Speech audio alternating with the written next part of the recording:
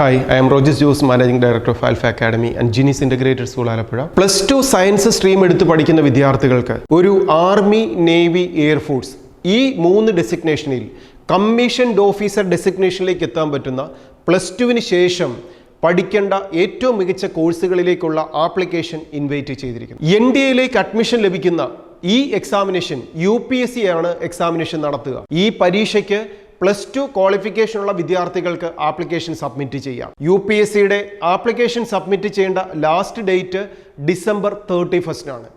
ഇതിനു മുമ്പായി NDAയിൽ army, navy, air force ഈ 3 സെക്ടറിലേക്ക് BTech സ്ട്രീമുകളിലേക്ക് ഒരു അഡ്മിഷൻ എടുക്കാൻ ആഗ്രഹിക്കുന്ന വിദ്യാർത്ഥികൾ നിർബന്ധമായും ഡിസംബർ 31 മുമ്പായി ആപ്ലിക്കേഷൻ സബ്മിറ്റ് ചെയ്യുക.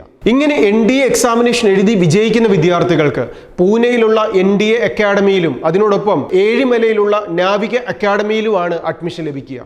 ഇവിടെ പഠിക്കുന്ന വിദ്യാർത്ഥികൾക്ക് ആ കോഴ്സ് കംപ്ലീറ്റ് ചെയ്യുമ്പോൾ തന്നെ കമ്മീഷൻഡ് ഓഫീസർ ഡെസിഗ്നേഷനിലേക്കാണ് ഈ 3 സെക്ടറിലും പ്ലേസ്മെന്റ് ലഭിക്കുക.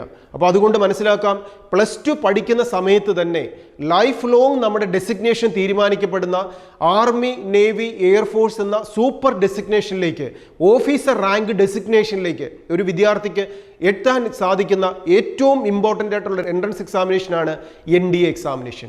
ഈ NDA എക്സാമിനേഷന് കൃത്യമായി ആപ്ലിക്കേഷൻ സബ്മിറ്റ് ചെയ്യുക. വീണ്ടും ഓർക്കുക, UPSCയുടെ വെബ്സൈറ്റായ upsconline.gov.in എന്ന വെബ്സൈറ്റിലൂടെ ഡിസംബർ 31 മുമ്പായി ആപ്ലിക്കേഷൻ സബ്മിറ്റ് ചെയ്യുക. നന്നായിട്ട് പ്രിപ്പയർ ചെയ്യുക.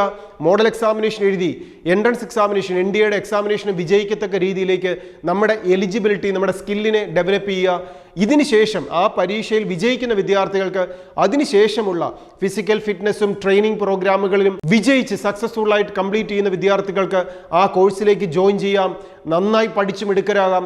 ലൈഫ് ലോങ് ഏറ്റവും ബെസ്റ്റ് ഒരു ഡെസിഗ്നേഷൻ ആർമി, നേവി, എയർഫോഴ്സ് സെക്ടറിലെ ഓഫീസർ ഡെസിഗ്നേഷനോടെ എൻജോയ് ചെയ്യാൻ സാധിക്കും.